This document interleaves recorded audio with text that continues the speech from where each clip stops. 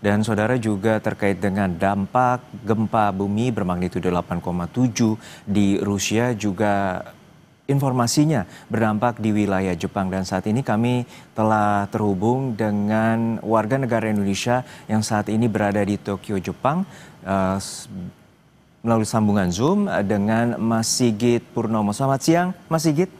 Semoga sehat-sehat selalu.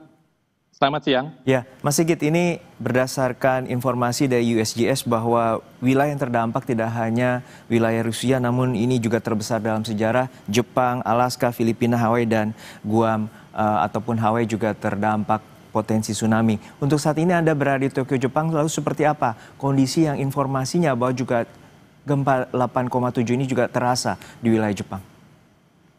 Iya, untuk gempanya sendiri tidak terasa ya di Jepang, sama seperti di Indonesia. Kita hanya mendapatkan kemungkinan tsunami, terutama kalau di Jepang itu di wilayah pesisir Pasifik Jepang, dari wilayah Hokkaido sampai dengan ke bawah ke wilayah Kyushu. Sejak pagi tadi Badan Meteorologi Jepang sudah mengeluarkan peringatan kemungkinan tsunami setinggi 3 meter dan ada perintah evakuasi bagi warga yang berada di kawasan pesisir Pasifik Timur untuk segera evakuasi. Ketika peringatan itu dikeluarkan pada pukul 10 pagi, mereka sudah mengeluarkan estimasi waktu kemungkinan tsunami bisa sampai ke wilayah Jepang sekitar pukul 10.30 ataupun 11 tergantung dari wilayah terdekat dari Rusia.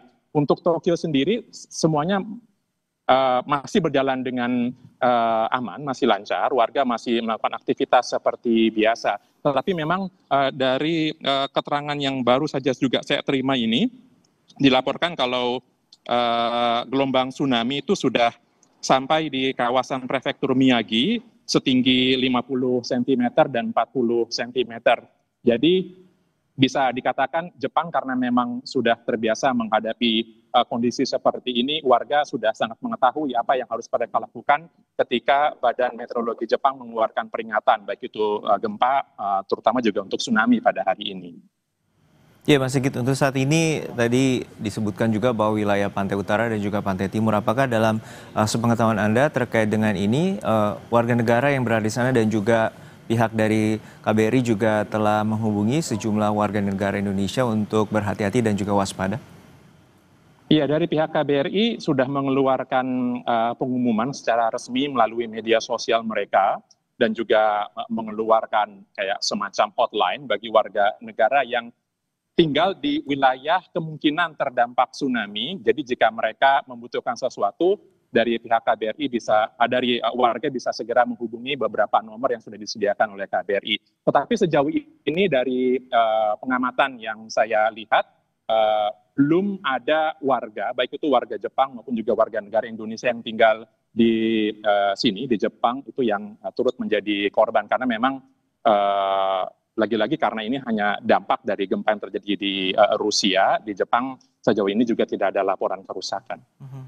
Untuk saat ini apakah juga ada informasi terkait dengan wilayah Fukushima yang juga bisa jadi terdampak terkait dengan potensi tsunami tersebut?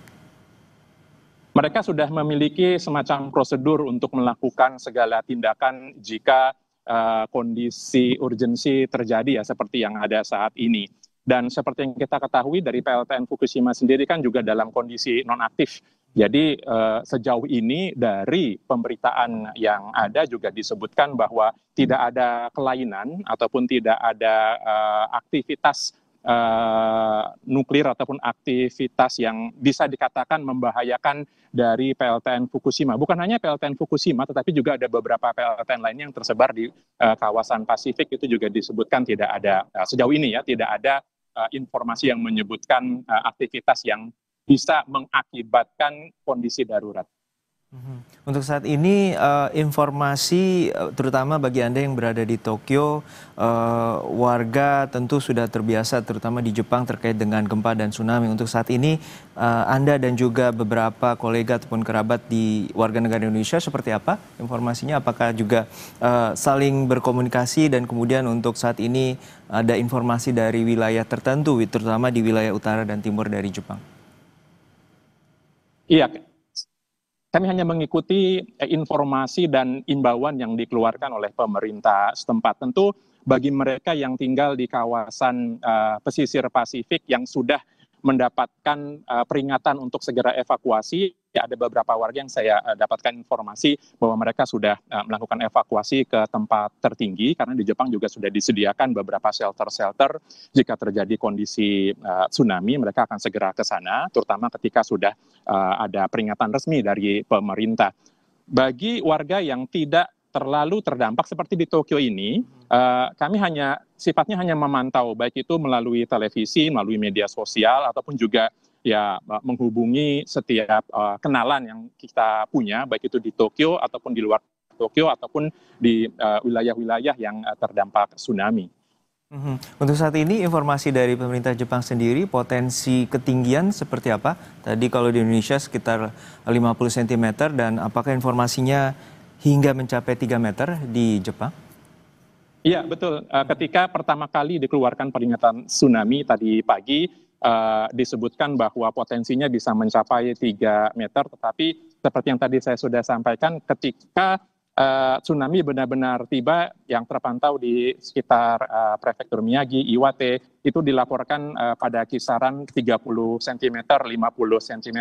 Bagaimanapun dari pakar Badan Meteorologi juga mengimbau warga untuk tetap waspada meskipun gelombang tsunami sudah tiba di beberapa pantai utara pun juga yang mengarah ke timur Jepang dalam kondisi yang tidak terlalu tinggi, tetapi tetap ada kewaspadaan karena kemungkinan gelombang susulan yang bisa jadi lebih besar itu juga masih ada. Itu dari informasi yang disampaikan oleh Badan Meteorologi setempat. Baik, terima kasih atas informasi Anda, Mas Sigit Purnomo, warga negara Indonesia yang saat ini berada di Tokyo, Jepang, telah berbagi informasi bersama kami di Breaking News Kompas TV. Terima kasih Mas Sigit, sehat-sehat selalu.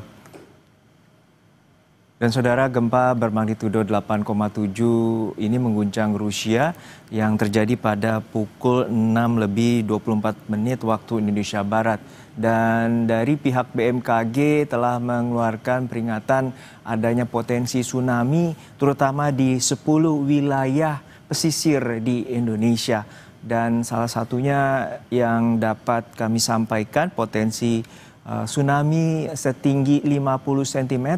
Namun demikian, Direktur Gempa Bumi dan Tsunami Daryono menyatakan bahwa potensi ini bisa saja terjadi lebih tinggi terkait dengan formasi teluk di wilayah pesisir Indonesia. Amplifikasi dari atau menguatnya gelombang tsunami itu terjadi akibat benturan di wilayah teluk di Indonesia. Dan inilah yang membuat BMKG memberikan imbauan agar masyarakat yang berada di wilayah pesisir untuk tetap waspada terjadinya tsunami. Dan tsunami yang terjadi di wilayah pesisir ini diharapkan warga berlindung atau bernaung di wilayah yang lebih tinggi, terutama di wilayah pesisir 1 jam sebelum dari prediksi yang telah dikeluarkan oleh BMKG. Kabit Mitigasi Gempa dan BMKG Daryono membenarkan gempa yang terjadi di Rusia berpotensi menyebabkan tsunami. Wilayah Indonesia masuk dalam status waspada, yakni kemungkinan tsunami dengan ketinggian air kurang dari setengah meter. Namun demikian, warga dimintai menjauhi area pantai sebelum waktu perkiraan air naik, yakni sekitar pukul 2 siang hingga pukul 4 sore waktu setempat.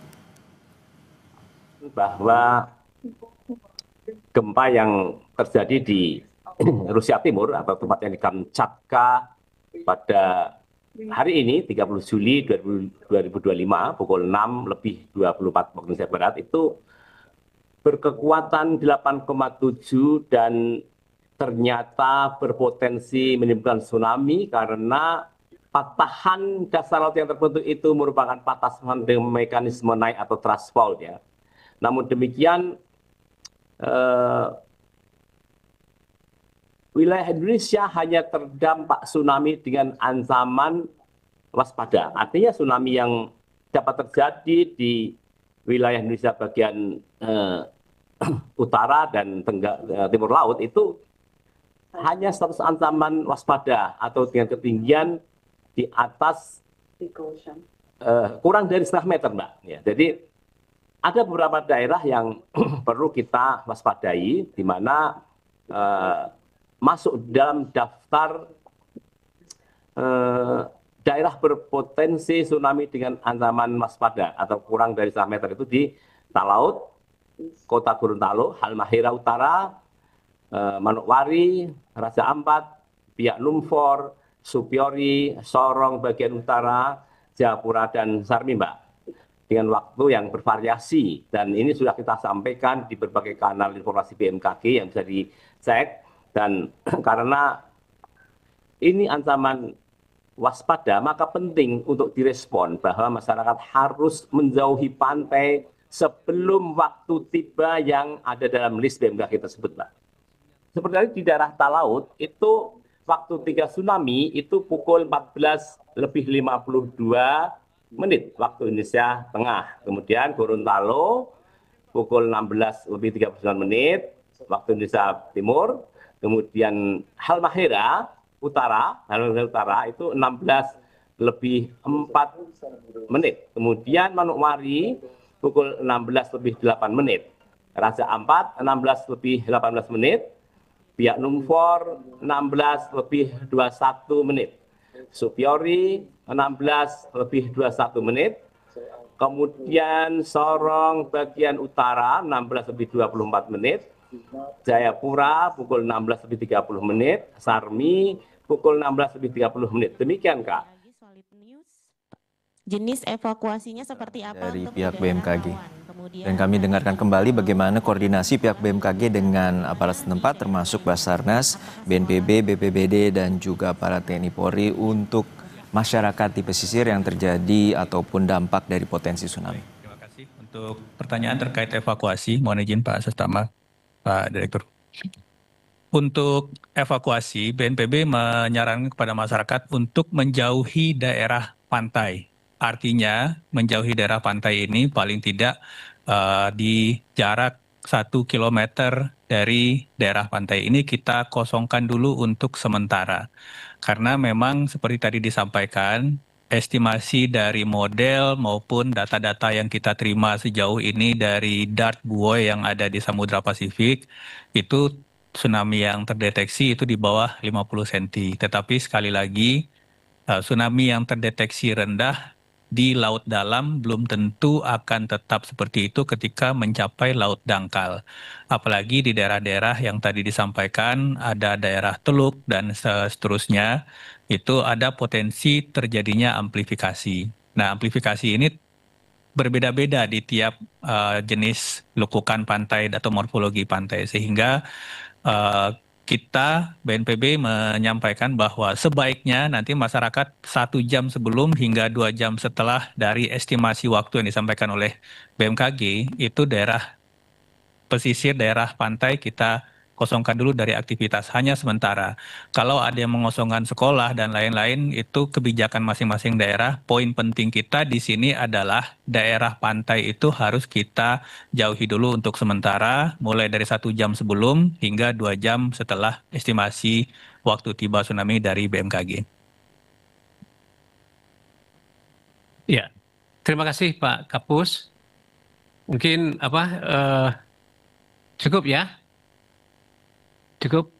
Baik Bapak Ibu yang kami hormati dan banggakan, sebelum kita mengakhiri pertemuan rapat koordinasi ini ada beberapa... Baik, itu tadi pernyataan dari BNPB terkait dengan skema dari evakuasi bagi warga di 10 wilayah pesisir Indonesia yang terdampak potensi tsunami dari gempa bumi magnitudo 8,7 yang terjadi di lepas pantai timur Rusia. Untuk saat ini 10 wilayah diminta untuk warga menuju titik evakuasi 1 jam sebelum prediksi waktu yang telah diberikan oleh BMKG dan juga 1 hingga 2 jam setelah pasca tsunami terjadi, karena BMKG menyatakan bahwa potensi gelombang susulan terutama gelombang keempat dan kelima merupakan titik krusial di mana potensi tsunami bisa terjadi lebih besar atau lebih kuat. Informasi terkait dengan gempa bumi yang terjadi di Rusia dan juga dampak tsunami di 10 wilayah pesisir Indonesia kami akhiri sampai sini, dan saya Harjuno Pramudito pamit undur diri. Terima kasih telah menyaksikan Breaking News Kompas TV.